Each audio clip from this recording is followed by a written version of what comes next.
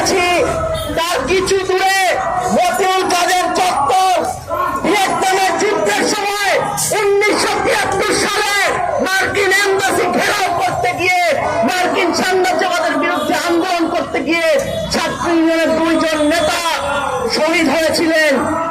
তাদের রক্তের নামে শপথ করছে বন্ধুগণ, যদি এই চুক্তি বাস্তবায়ন না হয় তাহলে প্রয়োজন বোধে এই রাজপথে আমরা আবার জীবন দেব, তবু এই চুক্তি বাস্তবায়ন হতে দেব না। বন্ধুগণ, চুক্তি নিয়ে কয়েকটি কথা বলতে হয়।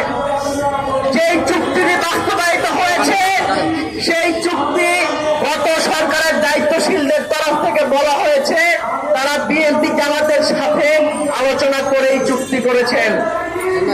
তাহলে আমরা কি ধরে নেব এই সংসদ একটা সমঝোতার সংসদ? এই সংসদ আওয়ামী লীগের আমলের আওয়ামী লীগের জাতীয় পার্টির মতো সংসদ, সরকারি দল এবং বিরোধী দল তারা একসাথে যৌথভাবে মানুষজনের বিরুদ্ধে গিয়ে মানুষজনের কথা চিন্তা না করে মার্কিন সাম্রাজ্যবাদের এই চুক্তি বাস্তবায়ন করেছেন।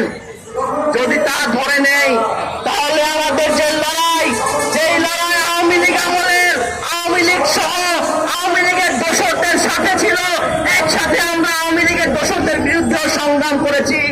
যদি এই চুক্তি বাতিলের জন্য আমাদের বিএনপি জামাতের বিরুদ্ধে একসাথে লড়াই করতে হয়, সেই লড়াই কিন্তু চলবে। আমরা সংসদে কিন্তু এই চুক্তি নিয়ে কাউকে কথা বলতে দেখি নাই।